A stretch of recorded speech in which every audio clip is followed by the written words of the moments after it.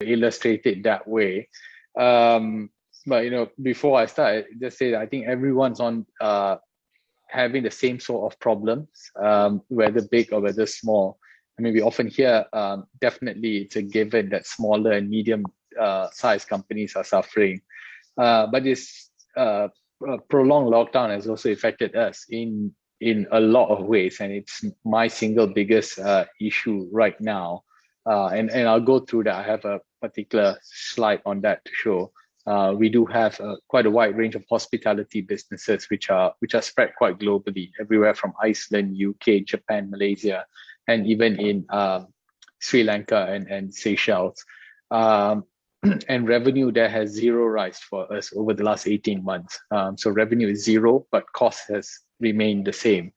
So we've had to make some very difficult decisions there. But I think the single biggest decision, which I think all of you would appreciate, is that there's no end in sight. Unlike all the other previous crises that's come, has gone 2, 3, 4 months. This has just been prolonged. And I'll talk about that as well. So I thought maybe for this purpose, I'll start first with just a SME business outlook and everything. I over the last few weeks, I've been on the job now for about 5 months, and within the first 2 months, we came out with a strategic plan to say how we're going to reorganize the business. We just had a sprawling business, way too many. So there was a need to bring it a lot more focused. So we defined the group a bit more tighter, from being known as a conglomerate that we did everything and anything. I said we have to focus purely on the consumer sector, which is what we've been doing for a very long time. And under that, we kind of reorganized the business in proper verticals. But the most important thing I said is that after this pandemic, things are never going to improve and look the same as it was. We just can't say that, let's take out 2 years out of our lives and it'll go back to normal. Things will fundamentally change. I always give an example about airlines, right? Pre 9/11, we didn't have that sort of robust security checks that we had. But after 9/11, a lot of things changed. Global security on airlines changed and everything. And I think post-pandemic, from a travel perspective, you're going to see that.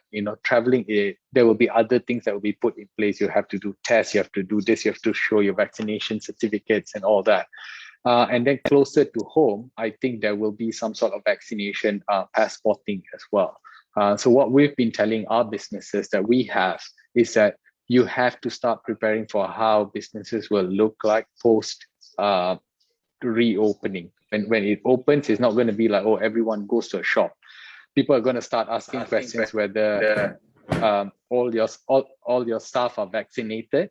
They're going to ask questions about how you're doing your ventilation in your shop. What are sort of SOPs that you're doing and everything.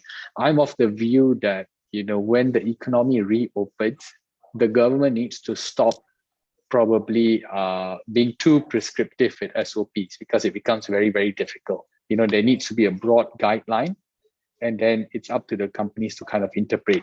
But that is something that I say all companies should start thinking and working on right now. If, say, in 2, 3, 4 weeks' time, you're allowed to open, this issue is resolved, because this is going to give you the biggest confidence when you tell your consumers that all my people have been vaccinated. In terms of consumer confidence, I think again, just like how all your staff are vaccinated, you also need to kind of think about SOP implementation. And I think this is moving away from what the government has said into what you feel is right for your businesses as well. Because I just can't see, the National Security Council coming up with guidelines perpetually over the next 3 years. At some point, that's going to stop, and they're going to say, this is the framework, you guys decide. And that needs to be the way forward as well, a bit of a decentralization of that. I think as this whole thing lingers on, and this will probably be an indirect impact on the business, is the ringgit. We've already seen the ringgit weakening, probably not just due to the pandemic, but also maybe due to I guess, the political situation as well. And that if you have a business which is outside of Malaysia may have an impact as well. We've been, over the last few months since I've been on the job, I've been pushing for a lot of digitalization and automation, because I think if you ask businesses maybe 10 years ago, they would say digitalization, nice to have, but I can wait. But that's been accelerated now. Now it's a must have, because as everyone started working home over the last 18 months, it is something that everyone has started doing. They were forced to do, even if they didn't want to do, they were forced to do. So that mindset is already there. So I say it's always a waste if we don't take it forward, right? If we just stop doing everything that we have been doing in terms of digitalization and go back to pen and paper 2-3 months down the road, it'll be a waste. So there needs to be a thinking about automation as well. And granted, not all the businesses are able to do so, especially when it comes to the food and everything. And I'm happy to share that later at Q&A if you have any questions. Next. I guess diversification, right? This is a question that a lot of people ask, I guess if you take our business as an example, we have diversified. We do have a lot of business. I would say even go to an extent and say we maybe over diversified a bit too much. So we've kind of streamlining it. But I think it's important to kind of ask these questions of what is the objective, right, of this diversification? Is it necessary to do so? I think some businesses have a tendency of over expanding as well. I've heard also many companies that want to go for listing.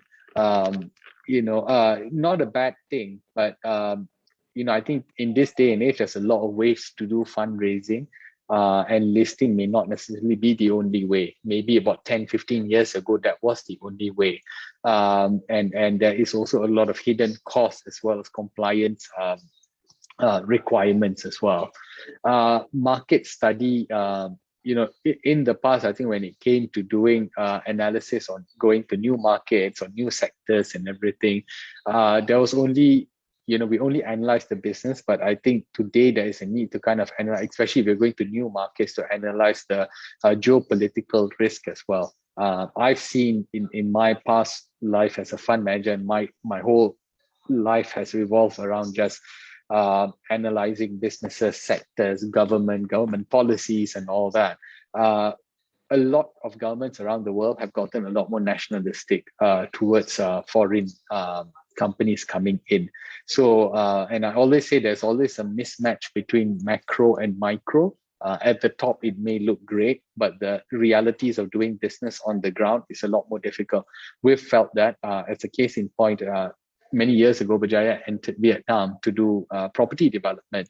And the whole thinking around there was that, we were fairly successful building properties here in Malaysia. So we thought, it was just a natural kind of transfer of knowledge from Malaysia to Vietnam. And we had a kind of clear idea. We kind of knew the Vietnam market, but the reality was very different. Then it started like we had to work with the government, get approval, with municipal councils and everything. And that's where things went wrong. And we didn't really get the same handle as we would doing business here. So this is a question I often get is, why are we retreating out of places like China and Vietnam? And I say, well, there is a big mismatch, right? On the top, it looks great, 1 billion population in China, 100 million in Vietnam, but the realities of doing business on the ground is not the same. I think when I came on board also, I asked, and this is also, again, very pertinent to all businesses, is that what are we really good at? And that was a question I asked all the businesses that we have. And that is what led us to kind of redefining the group from being a conglomerate to a consumer group, because it was very apparent that a good 90% of our business that we had was consumer related. And that's where our DNA was, that's where our comfort level was. And I said, then that's what we should be focused on, all right? And maybe things that don't kind of fit that bill, we should consider selling. So I think diversification in a broader sense needs to kind of follow your strength. You've built a good foundation, solid foundation here. You can now extend a branch elsewhere. let's do that. Next. Assets as well. I think this pandemic has also opened up a lot of things. I think the barriers to entry has been lifted considerably right now. If you were a food business and you in the past didn't really want to do delivery because you had a very unique proposition, it was okay because you still could rely on people dining and coming through your business regardless. But now, because of lockdown, a lot of these businesses who didn't want to do delivery are now forced to do delivery. And suddenly now, when you go onto a delivery platform, you are one of 500 other restaurants compared to being the sole restaurant when it came to dine in. So I think, as this new norm comes in, when people go on into the digitalization journey, the barriers to entries also are reduced considerably. So I think there needs to be a rethink what are unique assets and everything. And I always tell people never discount the power of marketing today, even for a large company, because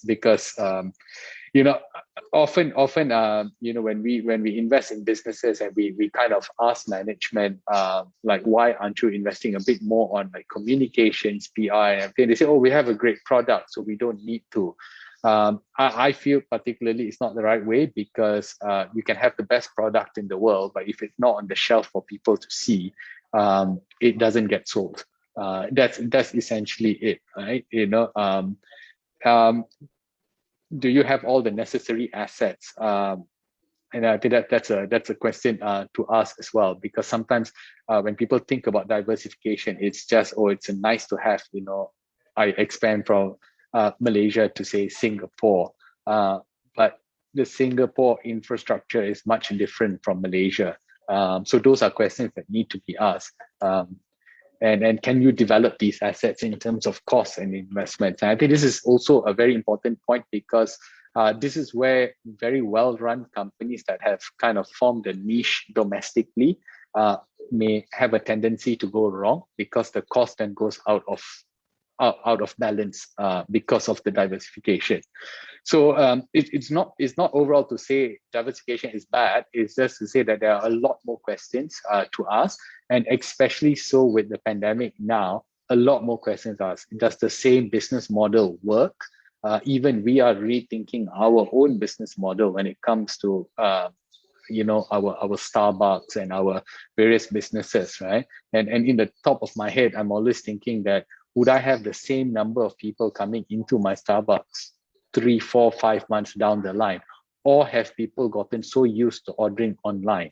And even if they're so used to ordering online, there's so many other options now, right? I can just stay home and order 5 other different coffees. Why would I order a Starbucks? So we need to think about all this. Next. Yeah, so I think this is probably the most pertinent point, right? Resuscitation strategy, right? I think this will differ greatly depending on what businesses you do. But I think the main point here is cash flow, right? Cash flow is probably the single biggest issue. In Malaysia, we've got my numbers may be a bit flawed, but I'm recalling from my time at PNB, but we have about 14, 15 million people who are working somewhat, right? And I think about 12.5 or 13 million are captured in the EPF system. The biggest myth is that GLCs are the biggest contributors in this country when it comes to employment. It's not. It's actually SMEs, right? SMEs make up 90% of the workforce. GLC make up like probably about 5% or so. But most SMEs on average have about 6 weeks of cash flow. So if the lockdown goes beyond 6 weeks, and it has gone beyond 6 weeks in various iterations, it is a big problem for companies. So cash flow is absolutely key, and this goes beyond just smaller companies. Even for larger companies, cash flow is being severely challenged, and that means that we've had to have a rethink about capex, spending, because and I've told all my colleagues at various town halls that I did last week and this week that we are now in cash preservation mode. We're not in capex mode at this point in time.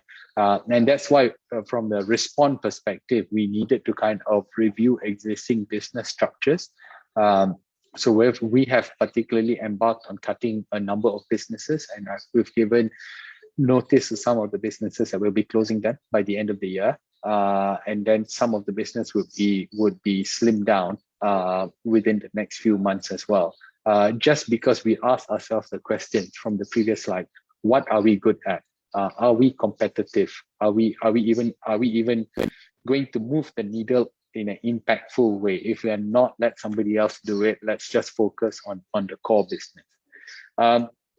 Second part is the recovery. And I think this is where we're now currently in a cash preservation mode. But we're also thinking about what will happen if we're allowed to operate tomorrow, right? And what are the things that we need to be aware of? For example, hospitality. Would people's questions when they come and check into our hotels be different, right? Are there things that we need to do differently from an SOP? Do we need to clean the rooms 2 or 3 times a day versus the normal once a day? And those sort of things, right? How do we manage the crowd in the restaurants and everything? And these are questions that you should all start, I guess, thinking today, and not really wait for guidelines. Just take ownership of it. We've been thinking about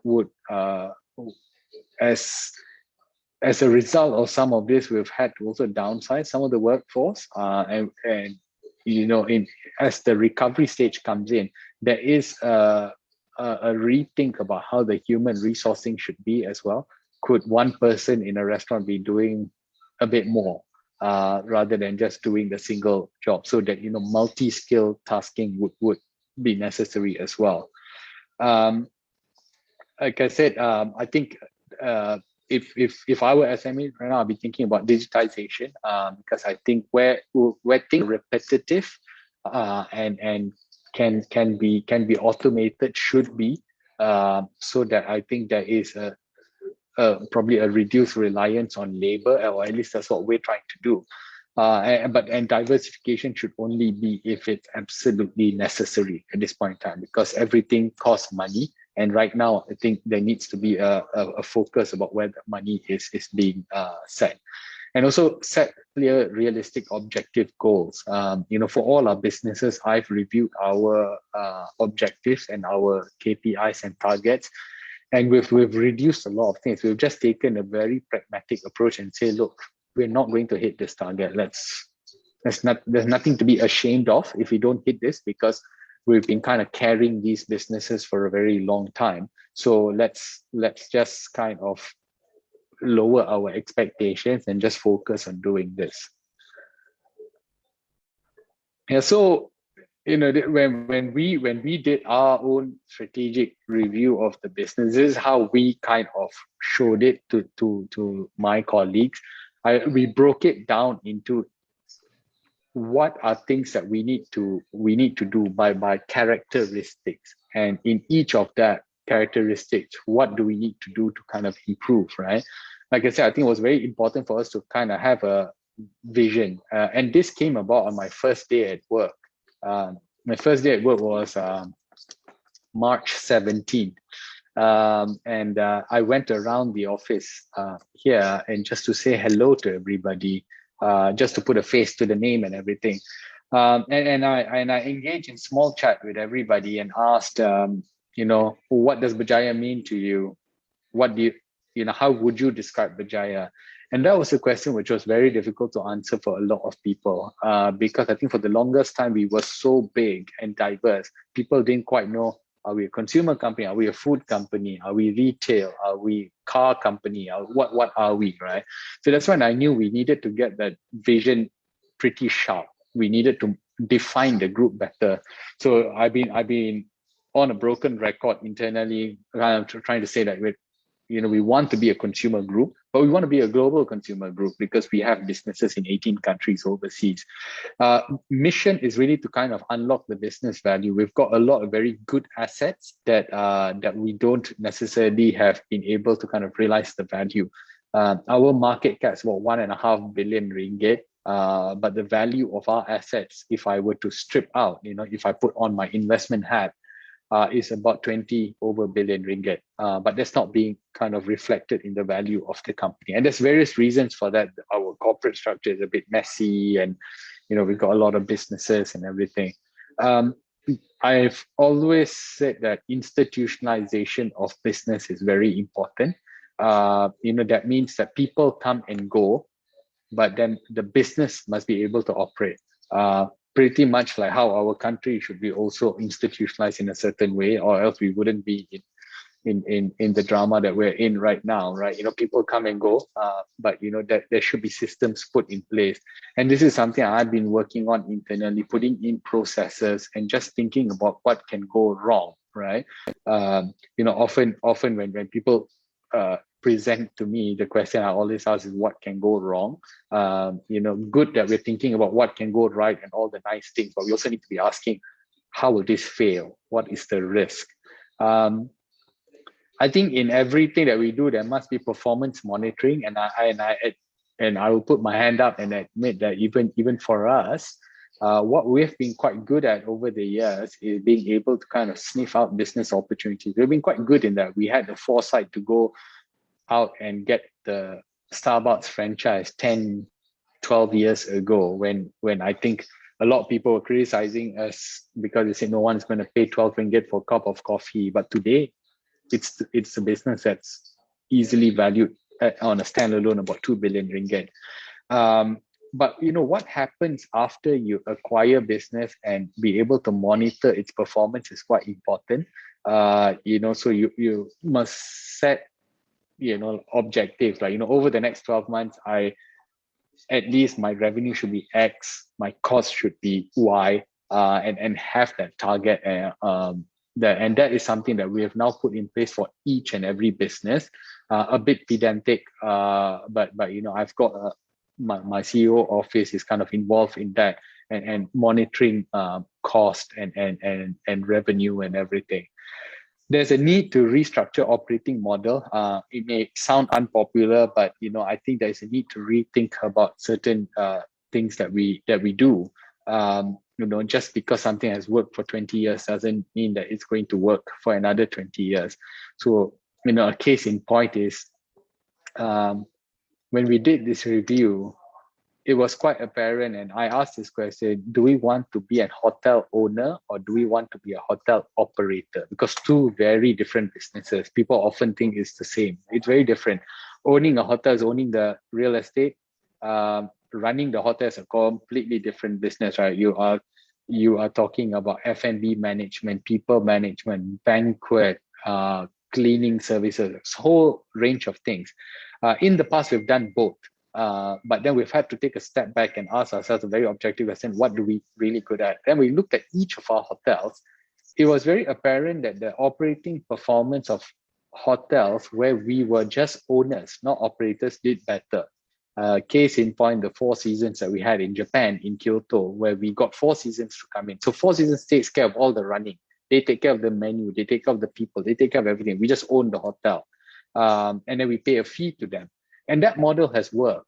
So, it took us probably about 15, 20 years to come to that realization. But it was a very important realization for us. So, we've made very clear that moving forward, our hotel business, and we have put some up for sale as well, that we will just be purely 5-star and only an owner. Why just 5-star? Because I think if you want to get a certain room rate, you also need to kind of be focused on 5-star, and they are a bit more less, they are recession proof a bit because they have the ability to kind of spend, whereas the others will be more susceptible to economic shocks. And then digital and data, I've been pushing as well, right? I always say we are one of the few companies, or probably the only company locally that has a wide range of business, right? We've got business that cater for the lower segment, the B40s, the M40s, and T20s. If that even 40-40-20 still makes sense today. But we've got, like, for example, a singer which does the lower segment of the market. Then we've got the 7-Elevens that do the lower and the middle, and even the high. Then we've got the luxury hotels that does the high end. We've got Starbucks. I've asked my digital team to kind of put all, and we have individual consumer data on each of these businesses. I've kind of asked them to put everything together so that I can have a top-down view of how consumer insights are, and that would be very, very powerful to be able to tell. The reason I say that is that, to give you an example, when we thought about how to open a 7-Eleven store in the past, it was always using things like that area must have 50,000 residents. That area must have certain characteristics, must have this kind of shop, that kind of shop, 3 restaurants before we can open a 7-Eleven. But I think this day and age, there needs to be a rethink about how we do that. We have data based on postcodes. We have data based on address and everything. And we find that, there is, in some areas where there are 50,000 people, we open 5 stores and it still does quite well, right? It's just a question of what you put in the store. So, from that very chock-a-block model, right? Like every store, same aisle, same size, same place and everything, we've kind of now starting to play around with the format as well. And all this has been driven by digital because, the data is better. Another example is Starbucks. For the longest time, we're focused purely on KL, right? We just say, people who drink coffee, 12, 15 ringgit, they're all in KL. Not true. Our biggest growth the last 18 months has come out from outside of KL, right? Places like Sungai Petani and a lot of other places. And the concept has changed from having stores in malls. We now have drive-thrus, which has done very well during the pandemic because people can drive through and go in and buy. We've even added another one. We put all our brands under one roof because we own Starbucks, Sala, the vegetarian restaurant, Kenny Rogers, and all that. We've put Krispy Kreme, everything under one roof in a drive-through format. And even that has been driven by digital. So we exactly know around which area, how many people are coming in at around what time. So for some of the outlets before the pandemic, we changed the number of people that we have in the store to certain times because we were blindly opening stores at 7:30 every day. But some stores now open at 6 to capture a certain traffic that goes in. And between 6 to 9, we put in more people because there is a surge of crowd. Then we kind of can lower the people and then increase it again at lunchtime. And some stores only open, for bulk of our stores, we get 90% of the customers coming in 7 to 10, 12 to 2, and then maybe 5 to 7. That's it. Then there's a lull period. So we've used data to kind of even plan manpower and everything. And some of our companies have done this better than the rest. Next.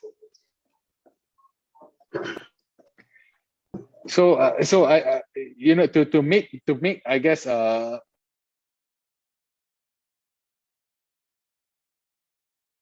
people understand, and I've kind of in 4 categories, and I explain why I did this. The first one was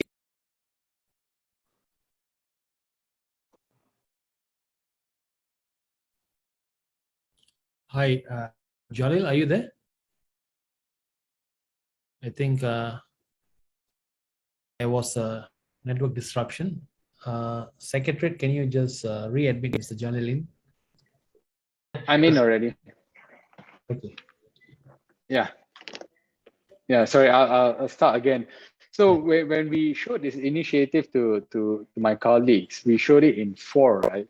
Streamline is things that we already have that we need to kind of tighten even further. One of it was sub-segments. We found that in some of our consumer businesses, we did too much, right? And we asked, like, for example, we've got a Causeway business, which is an MLM business. We had businesses in China, Taiwan, Macau, Singapore, and everything. So we really streamlined that. We cut all the businesses overseas and focused purely on Malaysia alone. And we focused purely on Malaysia alone. So there was a need to kind of streamline the sub-segments. And even for some of the businesses, we've even cut some of the categories that we offer, because some of the categories I felt we were wasting so much of time, but the contribution to overall revenue was like 2-3%, right? And then I said, no, I think you just focus all your people on things that really going to move the needle. And this involved divestments and mergers as well. Then the second category was improve. Improve was things that we did kind of basic, we did because we had to, but we really needed to improve. One thing which from a continuity perspective was succession planning. I just found that, you know, we had a lot of very competent people within the group, but if they were to retire or they were to leave, that whole business would be affected. And that's not a very good way of running businesses. And hence why I said there was a need to kind of put institutionalization in place, processes. You know, people come and go, but they can be moved around. And then in terms of restructuring, like I said, operating model, corporate structure needed to change. And establishment of new things that we needed to do that we never did in the past. That was putting in place better performance monitoring. And we now have an exco for all our businesses chaired by me as well. Next.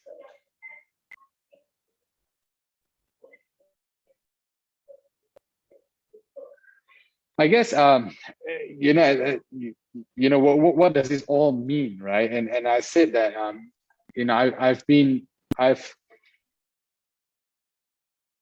I guess had the privilege of working for the last years, and of that 18 years, about 11 to 12 years was as a CEO of a small company, then became quite over the years very big. But this is probably the most challenging time in all my 18 years, going through a pandemic and not knowing when light is at the end of the tunnel, right? But you know, I think when I kind of sit back and think about what we needed to do was we need to be absolutely focused, right? If you're good in just focus on A for the time being, because it's very important that you try to get as much out of that rather than spreading your chips too wide. Communication is quite key, because I think during a pandemic, there's a lot of confusion about can I do, can I not do? Is your place vaccinated? Is your place open? Is it not open? Do you do delivery? Do you do this? Do you do that? So communication is very, very important to kind of put yourself in the consumer shoes and kind of be able to address that in a more proactive way. And if you've seen a lot of people who have done relatively well during the pandemic, they've been a lot more accountable and ahead of the curve in terms of their communication and everything. And you see lately, a lot of them have been saying, our outlet is 100% vaccinated, all our people are vaccinated and everything. So the communication is key to consumer confidence. I think you need to be pragmatic and fearless as well. If things don't work, I think you do need to cut it, you know. And I always say there's no shame during the pandemic, because I think everyone is going through it to various degrees. You know, big companies feel it as much. It's just that we don't get any help from the government, you know, because they say, oh, you're big, you know, so sort yourself out. You know, but we go through unseen problems as well, right? You know, because we have businesses as well. And there's maybe also a need to rethink the structure, right? You know, can decisions be made faster? Are there too many people? Can certain things be automated as well and everything, right? And I think it's also important to maybe step back and ask yourself, what has worked during this pandemic, right? You know, if certain things have worked and you say, hey, actually I can do work quite good without having to have a 2,000 square feet office. Maybe I can allow my staff to work more from home, reduce my costs, my rental costs, this cost, that cost and everything. maybe that should be the way moving forward, right? So I say that, if you're in the business of real estate, it'll change massively. I think there'll be a rethink of people, in terms of office space. Do you really need a big office space and everything, right? And as businesses as well, that's questions that you should be asking as well. Next. Yeah, so with that, I end my presentation. I just wanted to kind of give a context about SMEs and try to weave it in with our own experience. But obviously there's a lot, but I didn't want to go off tangent. So perhaps maybe then now I can address any questions that you may have. Hi, thank you, Jalil. Thank you.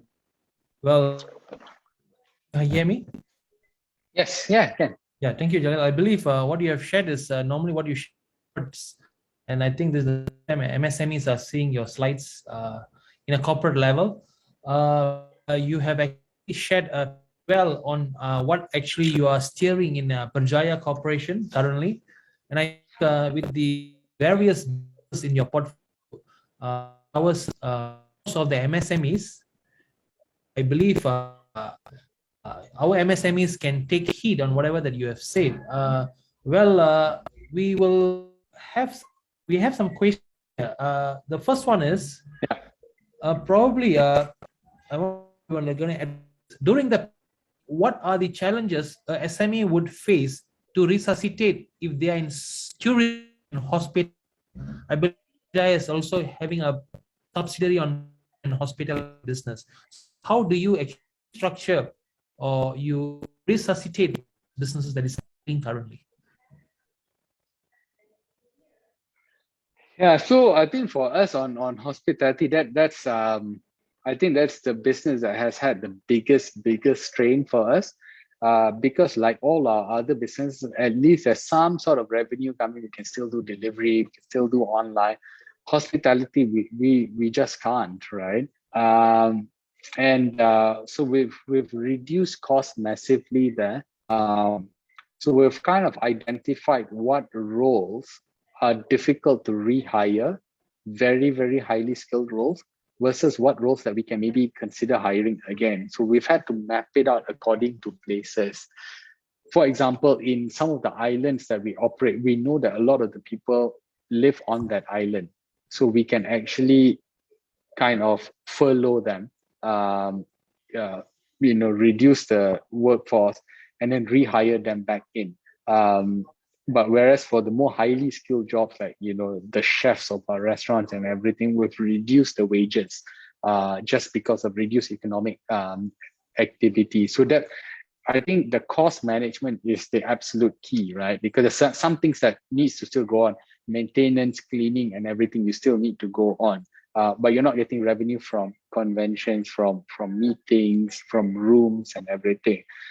So whatever that is tied to that sort of functions, we have reduced to bring down our costs. So that's reduced the strain a bit. We've cut probably about just hospitality alone, maybe close to 2 million a month, from operating expense. But it's had some difficult decisions as well. So we've maintained some of the core people and we've moved them around to kind of keep them a bit occupied. But some of those that were heavily volume driven, especially waiters when our hotels were full and everything, those are things that we have reduced. Unfortunately, because I think the biggest problem in hospitality is that it's a very labor intensive business and your single highest cost would be wages, and that needs to reduce. And I think it also depends on how big or how small you are. I think some of them are eligible for some sort of wage assistance. We're not. But some of the SMEs, I understand, are eligible for that. Yeah. I think, okay, thank you, John. I believe our participants are mostly some also in the tourism and hospitality business can take heed on Jalil's advice. There is a startup. how do startups work with 𝗪𝗪𝗧𝗔? At what stage do they approach? And what is 𝗪𝗪𝗧𝗔𝗟𝗓 about idea working with startups? What's your appetite for startups to approach your board? I think it depends on what are the services that are being offered. So we own some, I wouldn't say startup, they're a bit more advanced. We have a wallet, an e-wallet company called 𝗵𝗡𝗡𝗡. We've got a data analytics company called NIS that I chair. And then we've got a 49% stake in Razer FinTech as well. So those are the three kind of digital technology companies that we have under a holding company called 𝗪𝗪𝗧𝗔 Digital. Are we looking to actively invest in startups? Probably not. Probably not at this point in time. Like I said, I think the focus for the next 1 or 2 years is really cash preservation and slimming the business down and everything. But it's not stopped us from if there is any startups with kind of products or solutions or innovations to kind of work with them, especially when it comes to things like making business process a lot more simpler and everything.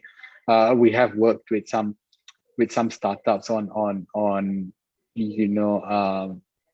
things like app management and all that sort of things, digital solutions and everything. So yeah, we are open. I don't think there's an explicit direction that we'll only do work with startup. It's really more product and services driven. Yeah. But we don't discriminate, right? Whether it's a big or small company, as long as it's nimble and can get the job done. Well, since you mentioned that 𝗪𝗪𝗧𝗔 Digital is also focusing on the element IR 4.0, which is data analytics and also fintech, looks like the next future technology is the one 𝗪𝗪𝗧𝗔 is looking forward for, to revolutionize your businesses. And businesses are actually focusing on IR 4.0, right? Yeah, so I think we do have to keep in mind about technology and digital, right? I think it's a must-have, but not all our businesses can move completely digital. We are still very much bricks and mortar. We have hotels that we can digitalize to a certain extent at the back end.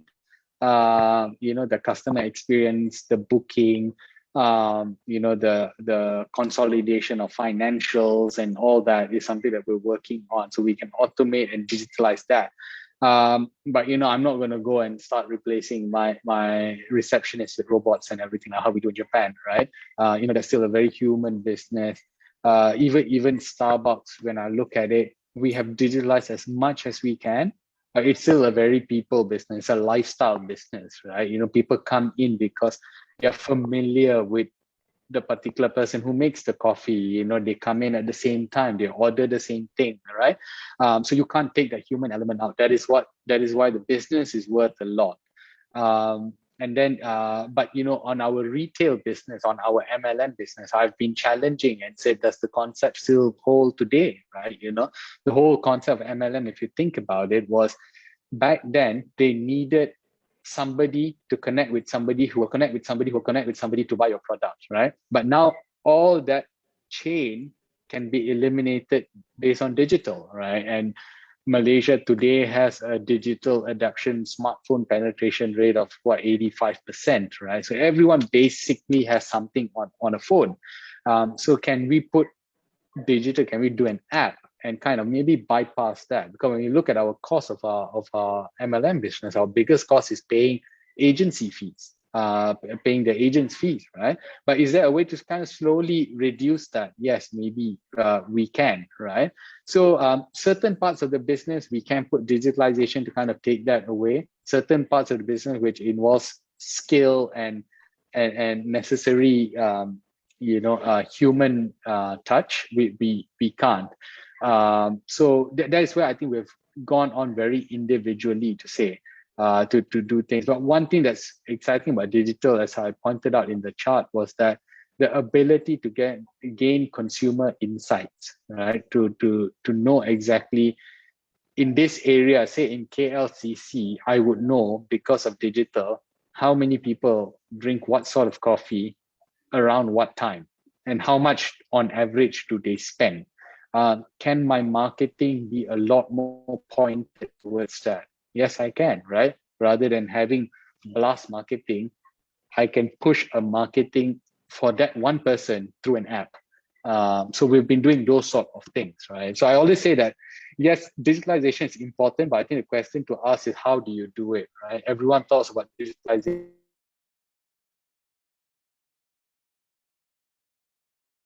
but there's just some businesses which you cannot because it involves, I think for us, if we take it in phases, we're looking at what is the back end infra that we can digitalize first, before then start seeing what are certain parts of the front end that we can maybe introduce a bit more of innovation. Yeah. But I think it's important. I always say that when it comes to digitalization, there's two things, right? You need to automate before you innovate. So that's quite important. You cannot move from an office that uses a lot of paper to suddenly doing funky AI analytics, right? Because you need to kind of put all that data and sort the data, clean the data, be able to automate before you can then use that data to do a lot of the other funky stuff. Okay, Jalil, thank you on that. I think we have a live question from Mr. Pat. Yeah, Mr. Jalil, good afternoon. Order, please, Mr. Patma. Yeah, can you hear me? Yes, I can. Okay. Good afternoon. Mentioned that currently in the cash reserve mode, which we have to agree is a move and understandable. Most of the bigger companies also are in that mode now. But my concern here is companies, medium-scale companies, how we can sustain if bigger brothers are in the cash sphere. We provide solutions, IoT and solutions are X-driven. So if our brothers are on reservation mode, how we can give us? So we are in the two situation. Yeah. So, Pama, you are breaking a bit. If Nivas, you caught that question, you just maybe summarize it for me because I think I lost Padma in between three times. Yeah. Yeah, Padma, Yeah. we can't hear you. I think Padma was saying, can you just rephrase that again? Because I also couldn't go. Let me slowly. Bajaya currently in the reserve companies also are in the same mode, which is understandable. Yeah. Okay, but companies, medium scale companies like myself, we provide services to these big companies on CapEx. So, so if all of the big brothers are under cash tight and CapEx invest, all the companies like ourselves can support, be it in hospitality or be it in the medical. So we kind of challenges.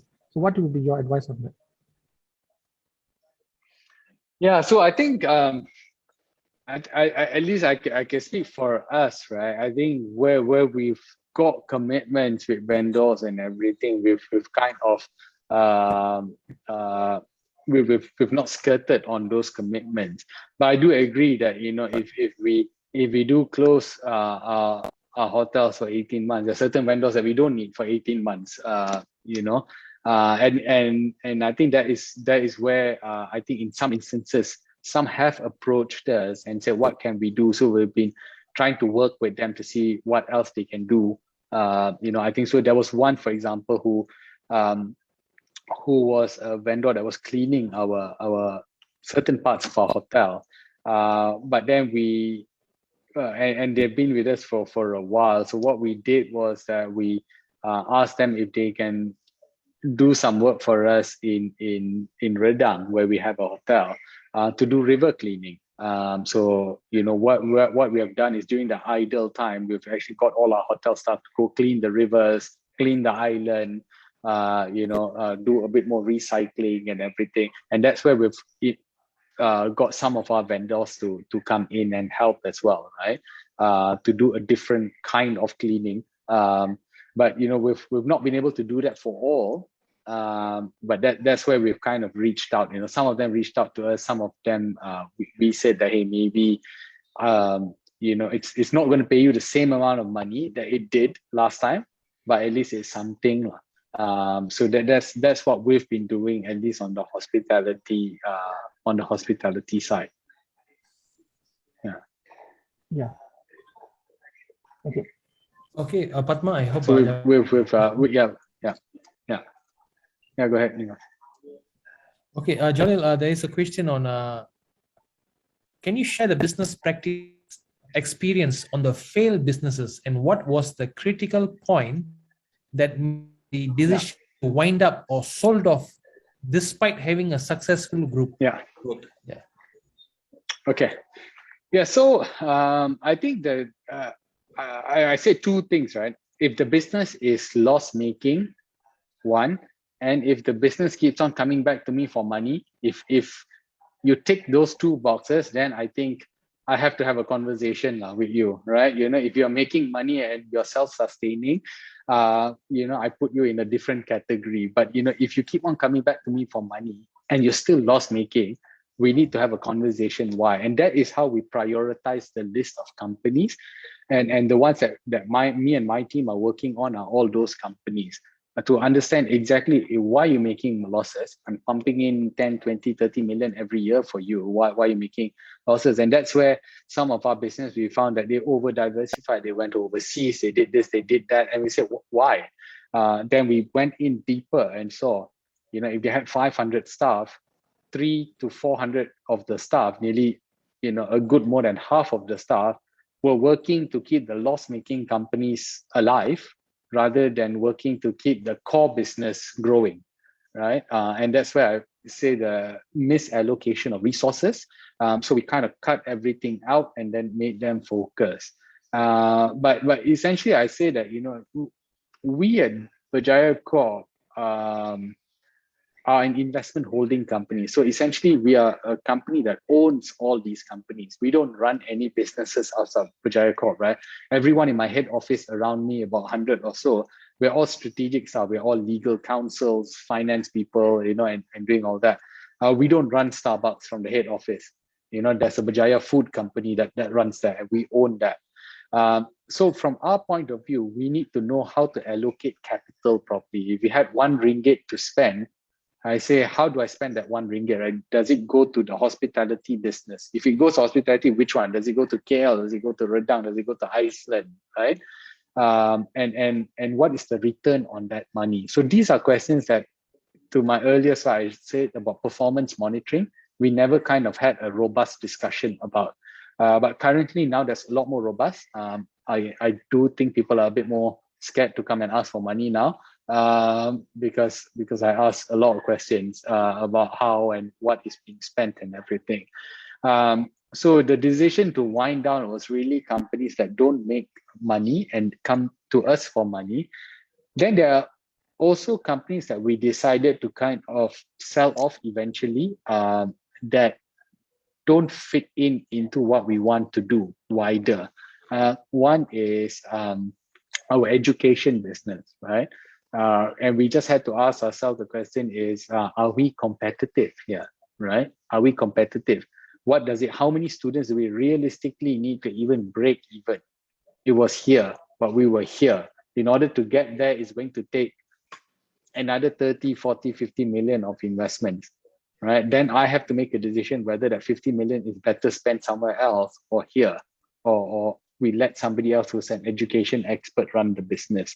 So those were the questions that we asked, right? The first category was quite easy, purely based on financials. Loss making, you come back to me for money, we will address it. Second one was a bit more qualitative, less financial, was asking about, are we even competitive here, right? Can we hold ourselves and say we're the top 5 in this category? If we're not, do we really want to be in this business? We do have a business, an environment business that does a landfill in Bukit Taga. So everything that you don't see when it comes to rubbish collection and waste management behind the scenes we do. The rubbish that's collected from your house on the truck then goes to a landfill. From that landfill onwards, we own the landfill that does everything. That's a fantastic business that's done very well, recession proof for us, because country does well or doesn't do well, political instability or not, rubbish is still being generated, and we're still doing it in the back. So those sort of businesses we were happy to invest more money in, because we saw that from a risk profile it was much more lower. Yeah, and then came the decision on hotels. Did we like the business? Yes, we did. What category of business do we want to be in? 3-star, 4-star, 5-star? We said no, only 5-star. Then the next question was, do we really want to own and operate? No, we only want to own, not operate. Yeah. So those were the justifications. So it went business line by business lines. Some were financial, some were not financial. Well, thank you for the full clarification. I think Datuk Ram, our president, would like to ask some questions. Datuk? Yeah, Jalil, see, SME, someone has fumbled or failed. So now they would like to start a new business, think and diversify. By your case, different, but here's the SMEs. From your experience, or you recommend for, but few 100,000 ringgit to start up, but not investment. So with not much hurdles or much, not doing licensing. Yeah, Jalil? Yeah. So do you? Yeah. So you broke towards the end. Okay, fine. See, what happened is many of our SMEs, they have, because of the pandemic, so they have to survive. So which business recommend now with around few 100,000 ringgit, couple of 100,000, and they want not much licensing for everything.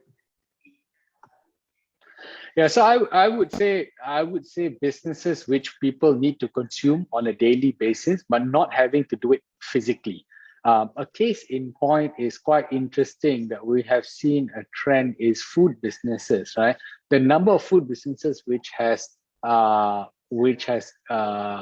on during the pandemic has actually increased, but not physically. They're all operating out of what we call ghost kitchens, right? So they don't actually have a restaurant, but they go onto an online platform and they operate out of a cloud kitchen concept. It is something that even we are doing. We operate actually our 𝗪𝗔𝗟𝗓𝗓 and our Krispy Kreme from cloud kitchens, because so that we can increase the delivery radius without having to spend 30,000-40,000 on rental in a particular store. So that is something that people have been doing, because like it or not, people have to eat.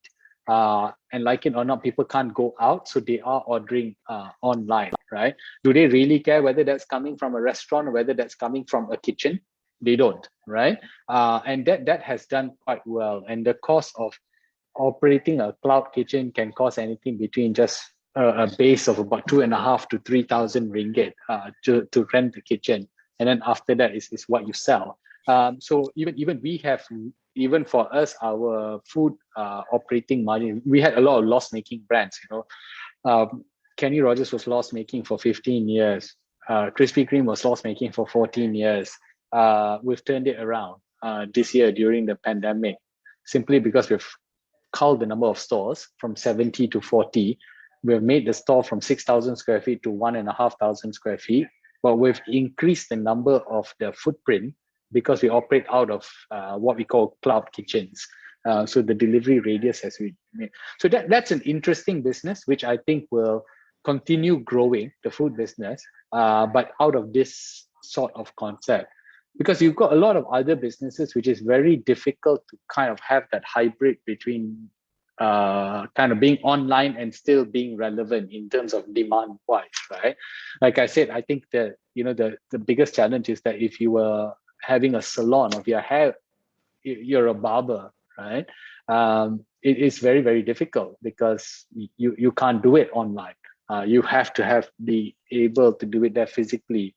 But the food has been quite quite interesting in the sense that, you know, it is something that's recurring that people need to consume. So and there are a lot of avenues now for people to bring down the cost, because last time when people were thinking about food, they were saying that, where do I open a store? Then it's like the biggest store, the biggest cost for you would have been your rental to operate out of something. But now you can bring that down to quite a small amount. And there are a lot of cloud kitchens that have come up, and the deals are quite good. So yeah, I mean, that's definitely one business where I think the commitment also is not too high, in the sense that, you know, you don't lock yourself in for 1 year, 2 years, or 3 years. And I'm sure there's a lot more others, but I'm speaking based on our own experience, where we're seeing numbers have increased massively, has been on that business. What about like Food Panda, Ninja? Is there any room for another player to come in? There's always room for other players to come in, right? But, you know, it's, you know, the biggest, it's not really the delivery, is getting the customer acquisition. The biggest cost for these people is not the cost of delivering from A to B, it's the cost of acquiring people onto the platform.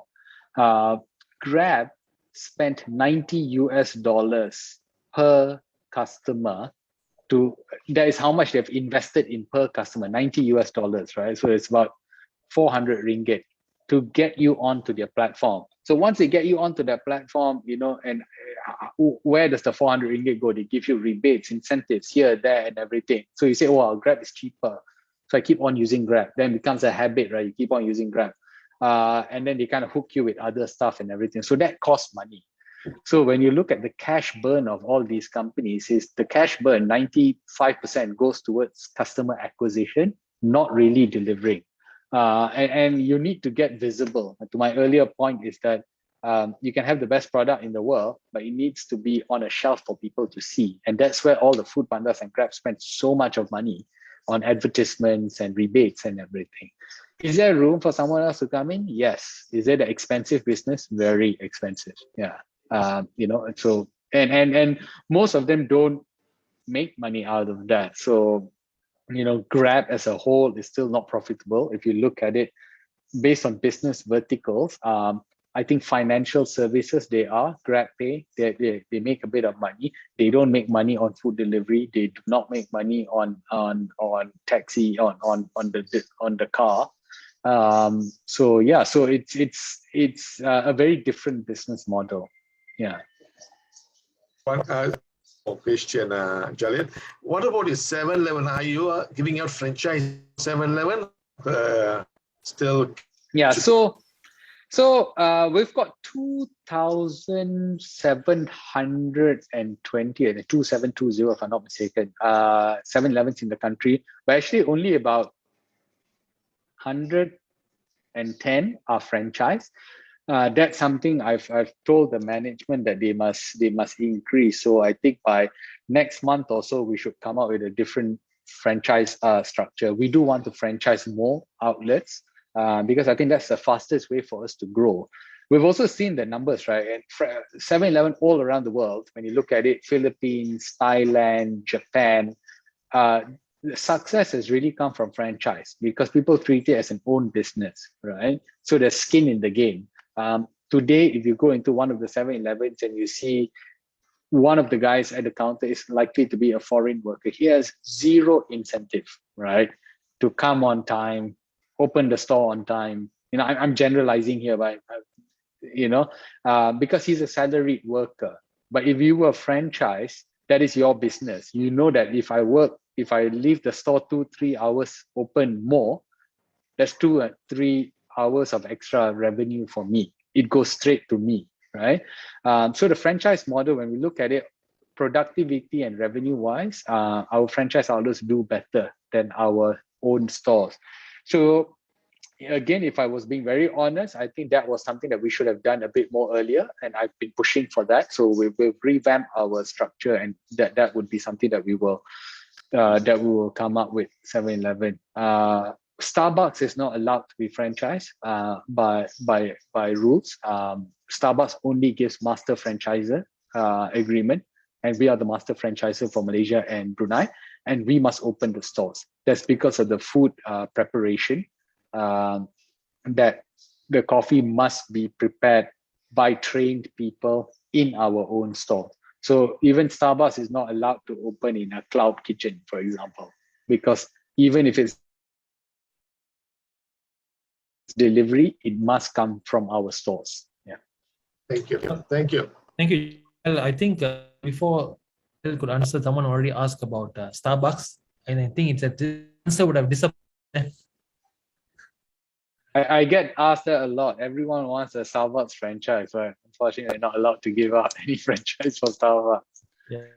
Okay. Thank you, Jalil. I think any questions, live questions from the floor? Hands. We will you participate. Raise your hand if you have a question. Secretary, just take note and advise us. I think Mr. Raj, Srinan Raj.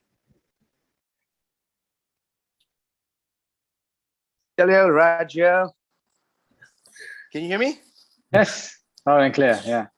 Chief, just in regard to news, when you step into an organization and you want to make change, right? Everybody talks about change. Yeah. Now, what is the buy-in that you must get from your team before you actually start making the changes? Because I believe there's going to be a period of time to really convince them that you're going to take them to the next level. And that's hard, especially if it's not put together. The team that has been somebody else. So what is the 3-4 buy-ins that you must have before you just... Yeah. No, that's a good question. I always say that's the what, whys, and hows, right? You need to articulate, right, from a communication perspective. The what is that what are you doing? What are you changing? The why is that why are you changing it? So you need to kind of articulate that, you know, this was not just plucked from the air, that, you know, there was a certain level of thinking that went into the what to kind of go into the whys. And then the most important thing that is most important is the hows, right? How will this affect you? Because if you talk about change and automation, the first thing people think about is they'll lose their jobs. You know, and that how must be articulated. So as we went around in all our town halls, and I did mini town halls, smaller, company by company, department by department, and you know, a lot of the questions we had to address was how, right? You know, how will you be part of this? So automation doesn't mean you lose jobs. Automation means you do less repetitive work every day, so that you can be upskilled. You know, and I've been quite upfront with what certain roles will be redundant in the next 3 years. You know, as a part of this automation, right? As you move from here to here, automation, of course, that role becomes redundant, right? But during that 3 years is also an upskill period for you to do something else, right? You know, so that transition is not going to be done overnight. Tomorrow, new system come today, you go out, right? But those things may sound very simple for a lot of people, but it needs to be articulated quite well, right? So I'll just say what, whys, and hows, quite important. What are you doing? Why are you doing it? How are you doing it? And the how needs to kind of be in the shoes of the person. You know, like, what is it in for me to do this, right? You know, why am I part of this, right? And I think that's why I think you need to kind of go down level by level and say that, you know, from a finance perspective, this is your impact to the organization. From a you know, from a legal perspective here and everything, right? So I think there's a lot of things that need to be done, right? But at the end of the day, we're all human, right? We are we are driven by incentives, essentially, right? You know, whether that is monetary or satisfaction is either way, right? Yeah. And change is always with the outcome of change is always because you want to make things better. And whether that's better from a job well-being or better from a financial perspective, you need to articulate that, right? Either way, you don't make changes and still be status quo, then that's not a change, right? Yeah. So I think those are things that need to be articulated. Yeah. And but also you need to be kind of pragmatic that you're not going to win everything, right? You know, I think if you did a secret poll in the organization, I'm sure not everyone likes it, right? Yeah. But I think some things that need to move, you need to move, right? Yeah. and as a result, some people will have to fall by the wayside. Yeah. Thank you, Jalil, for the clarification. Yeah. Well, there are some comments here. Well, basically, let's talk about the percentage of that has been at the brink of being closures, about nearly 49%, and this was reported by the Ministry of Enterprise that if this continues by October, at least 49% of businesses will be closed. And SME contributes 40% of the national GDP. So, looking at the current and for 11 sectors in phase 1 and phase 2, and with the current numbers, which is quite high today, one of the 1,000, MS at this moment are still clueless, without any direction. Immediately, the first immediate steps that you have explained earlier, but immediately, what is the first immediate few steps that they should to resuscitate businesses immediately? Yeah, so I think I'm of the view that businesses should be allowed to reopen, right? And I think, and I've been quite vocal on this, I think the country and the economy risk a very dangerous path if this continues. Because we look at the last 500 days, lockdowns have not helped. Clearly, it's not helped, right? We've been in a stage of lockdown in one way or another for the last 500 days. What that has done is not really reduce the cases. And we also need to kind of rethink from a mental perspective, psychological perspective. 22,000 cases a day, 98%, 99% are asymptomatic. And that's not me, kind of downplaying the virus, but you need to look at it from a scientific perspective. That maybe because everyone is harped up, right? At 3-4 p.m., everyone starts looking at their phone and looking at what the daily numbers are. It's not very healthy. So in their head, for the last 18 months, it's been planted what is the number of cases every single day. There is also the element that increased testing, and there's a lot of people advocating for increased testing. Of course, if you increase tests, more people get it, right? I've got a lot of asymptomatic staff, right?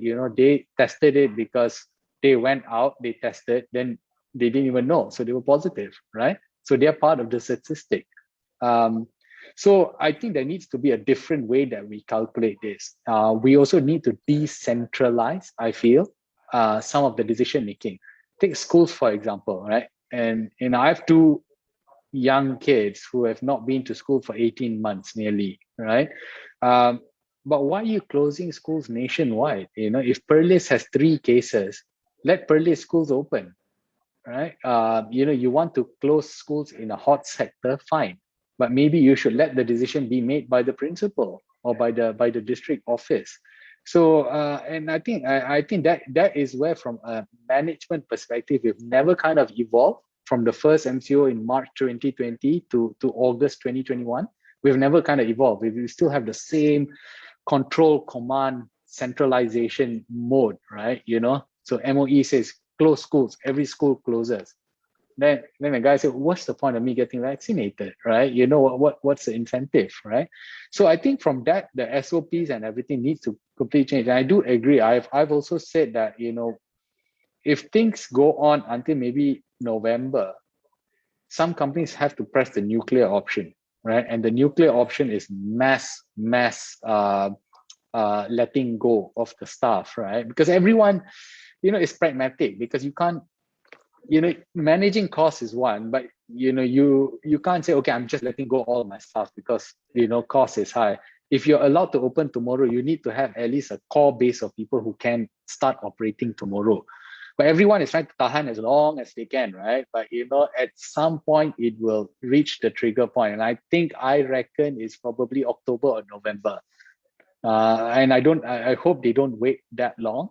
They need to reopen very quickly, and we do need to live with this hanging over our head, right? We look at how Singapore has done it. You need to live with how the virus looks like. So SOPs should evolve away and think about how do we live with the virus. I still don't understand why we are having thermometers, taking temperatures of people, right? Yeah.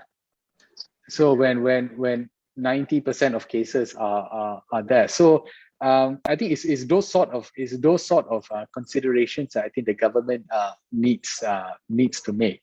And I think on the part of the businesses is to think about how they will operate beyond that, right? So I think the key thing is to get vaccinated, and I think that messaging needs to be very, very important, because like it or not, I think there will be a vaccine, call it what you want, discrimination or what you want, right? Businesses which have been vaccinated, staff vaccinated, would be allowed to operate a lot more freely compared to those who don't. You'll be allowed to travel, right? So I think in order to get that level playing field, all the businesses, all the workers need to be vaccinated. So I think that's absolutely very, very key. And that's probably the single biggest thing employers and business owners can do now. Make sure everyone is vaccinated. Think about how we're going to communicate this vaccination to all our people, right? Is our cost high? Can we operate remotely, right? As a business, do we even need an office? Can we do things remotely, right? So some things need to be done that way. Yeah. But I'm of the view that things should reopen latest by September. Otherwise, we are in for quite a lot of pain, I think. Yeah. And I do agree that there is I'm thinking, some of the business groups like chambers and groups are pressing that whoever have vaccinated 70 to 80%, your staff, 70% of staff vaccinated, let us open. No need to look at a state or a district. Individual companies where 70 to 80% vaccinated, let us operate. Yeah. For example, my company, we have about 2,000 workers. According to today's statistics, 92% vaccinated. So affordable. So we do with other clients, and they say all our workers have to be vaccinated. So we are in the housekeeping, and major companies in Malaysia we are doing. We are doing it. And very important is vaccination. I think everybody should understand that. In fact, in our chamber, we do vaccination. We do have camps. We are actually asking our non-members who want to come and enroll with us. We are making arrangement for them. So, very important. If you're not let us open by September, I think we are going to go heading for a big nuclear bomb or whatever, As Jalil, I think. You're not the only one. So I think even the large companies have reached probably a stage where they need to kind of do some serious decisions, right? Yeah. So yeah, it's tough, and I hope they understand that, and that once you move on, right? You don't go back to a state of lockdown, and that's my concern. My concern is longer term. There needs to be an exit plan. You need to know how to kind of go out of this, kind of live with that thing lingering around you, right? Yes, you can still travel, but you make it clear, if you want to travel, it's going to be a bit susah now, right? You got to do ABC. It's going to cost you a bit more, right? If you want to go out, maybe you have to start asking yourself certain questions, right? Is it outdoor? Is it indoor? That sort of thing, right? But let people make those choices. And I think where it needs to come in is from an education perspective, right? But let people make those choices. Well, I think that is what's happening in US now. The government has left the choice with the people. And I think Jalil giving a very good advice with regards to the vaccination and restructuring of businesses, and also opening up business immediately, it doesn't fail. So I think when you mentioned the government do something about the present moment, we do not have a government. We hope that when the new government will actually look into this, and we really hope that probably you can be part of the to to ensure that the restructuring of MSMEs is done with the government's and also the government's plan for the national recovery should tax for people to make their own choices. I think I have a question here from Mr. So I just to add to that, I've been a strong advocate that if there is a time where the government needs to spend money, it is now. Right? Forget about debt ceiling, credit ratings. No one is going to downgrade you because you spend money on your people, right? If you needed to go raise another 100 billion from debts, do it now, right? No, actually, you will get downgraded for not actually doing that, right? Because your country goes into an abyss. And if it was me, I would raise money. I would raise debt, right? If you want to do lockdown, you can. Many countries in the world have done lockdowns, right? We've got businesses in the UK and we were not allowed to operate, but the government gave us furlough money for 80% of the wages. Okay lah, if you ask me to stay at home and you pay the salary, I'll stay at home, right? So if you want to do that, it needs to come with wage support, and you need to. So, in times like this, government support is absolutely critical. Right, government support is critical. I'll probably sound a bit socialist here, but I would say that the central bank could have pushed the banks to do a bit more. Was my view on this. So now I can say, because I'm not at PNB and we don't own Maybank. I think banks could have done a bit more, and I felt that if there's a time to raise money, now it's the time. Yeah. Okay, I think last question, Mr. Silva, our Deputy President.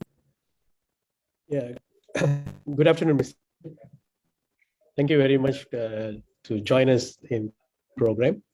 I got one question for you for the benefit of participants. During this pandemic, I think everybody, what is different Thejaya Group did in your essentials, so in your essential retail business or your food business, what you did differently? You came that problem. You are sustaining it, and you are ready to do business. Okay. Another thing is your non-essential business. Hotel close and any decision have to make. What are the thing differently? One thing differently you all are doing to sustain your business. Thank you. Okay. So I think on the food business, right, I think things that we've done very differently. One is, like I said, the cloud kitchen format, and that's completely changed a lot of our thinking. Last time, if we wanted to kind of map out where we wanted to be, we were always thinking, well, where do we open a store? Now we're thinking, actually, we don't need a store, right? If you look at it, food delivery, there are actually 5 main food delivery centers around KL, right? One of them is the Damansara, Taman Tun, Bandar Utama, that is quite a very high density area. But the cost of opening stores there are pretty high, because of the real estate value. There we've just ramped up cloud kitchens. So we've actually been able to kind of have a delivery radius there without actually having stores. So that one we've done very quickly and very differently. And I dare say that if it wasn't for the pandemic, I don't think we would have maybe even forced to kind of look into that direction. We were still thinking, must have physical store, must have our brand, must have logo, must have this, must have that. So that's changed and it's worked quite well. And that would be the way forward, I think. Secondly is the size of our stores, right? Our Kenny Rogers used to be 6,000 square feet. That's insane sizing. There's an American diner concept kind of store. We've now cut that to 1,200 square feet. We used to have 78 stores. Today we have 42 stores. So we've halved the number of stores. We've made the store about, reduced the size by 2/3, but we've increased the sales by 4 times because we've kind of spread ourselves a bit. We did more delivery. We now operate out of cloud kitchens and everything. And then format of stores have changed as well. For the longest time, if you look at our Starbucks business, we're only operating in malls. We'll always be in malls. We'll always be in the front next to the main entrance where the rental is always the most expensive, right? I mean, we'll still be there. But now we operate drive-through. Drive-through has done very, very well for us, right? People like the concept of just being able to drive and do that. The next concept that will come will be kiosks. We always felt that we left out businesses because we only looked at 3,000 square feet stores. So we could never be in, for example, an MRT station where there's high traffic coming out because there was no space for 3,000 square feet. But now we want to open kiosks, right? Just 100, 150 square feet kind of place with 2 people in high traffic, high density areas. So one is sizing of stores, format of stores, and then also just complete rethink on that. So that's on the food business. And then I think we've been working on a lot of other things, like for example, our gaming and lottery business has been a bit of a frustration, also because we don't control a lot of that. The government tells us how far you can walk, talk, breed, where you can breed, how you can breed. So that is something that we've been working with the government on, right? So until today, we're still not allowed to do online for that.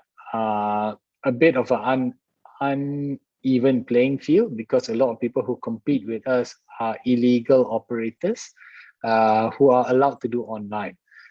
So different businesses, different sort of impact for us. Our real estate business, all our prior projects and plan and drawings have been reassessed and reworked because we're just now having a big rethink about, do we need to even have this many retail now? Do we need to have so many stores, right? Even if we have these people going to come and start renting, right? So I think, and also the concept of our retail, we're doing more strip malls where there's a bit more outdoor ventilation and everything, right? So this will address a few problems. It will reduce our electricity costs. It will be living with the new norm of ventilation. But we've also reduced the sizing of the retail offering as well. So that for a property, that's the big change that is ongoing. So a lot of the plans that we had kind of approved internally, we have taken it out and redone it now. Yeah. Thank you, Jalil. For more question. Just one more question. One more question. For the benefit of the members, our members are mostly SMEs. I think the group is a very big group, very known to even kids, they know Seven. And then for students, they know Starbucks and all your properties and hotels and everything. No opportunity members to be of some services, since you are the group CEO there. I don't know how Indian businesses are participating in your, as a vendor or whatever services to. It's an opportunity, I think. Please look into our chamber members who can provide you the services in your 7-Eleven outlets or in your Starbucks, whatever services from transfer to apply, vendor and all that. If you can put through your whoever in charge there to also consider Kuala Lumpur Selangor Indian Chambers members. Yeah, this is a request. I think I've also wanted to ask that. Hopefully you can assist us. Thank you. Yeah, you can have a chat with Nivas after this. Yeah, Jalil, thank you so much, guys. We are towards the end of the. I would like to thank Mr. Jalil Rashid, the Group CEO of Berjaya Corporation, for well-structured session today to share about his experience in steering big today. An afternoon with Jalil and steering the MSMEs towards diversification, resuscitate businesses. I believe Jalil has shared something very well for our MSMEs to to prepare ahead on what's coming next, so that your business continuity plan and sustainability well and we will ensure that we can save as much as MSMEs as possible from being brink of closure. So Jalil, thank you so much for your wonderful, precious time. Your corporate structure guide, and you have spent 1.5 hours with us today. And thank you so much, Jalil. We really your time and very much. Yeah. Thank you, guys. Thank you for joining our program today. I think Jalil is rushing the program. Thank you, Jalil. Thank you. Thank you. Thank you very much. Yeah, guys, you can actually give us feedback here to the program, and we will ensure that we continue to organize such good programs for the MSM community to empower and also to support your businesses and also facilitate you in your thank you, guys. Thank you so much. And please do join in our Facebook Live in our future, and also our page in Facebook, Insta, and also LinkedIn. Thank you, guys. Thank you. Take care. Thank you. Thank you, Jalil. Thank you. Thank you.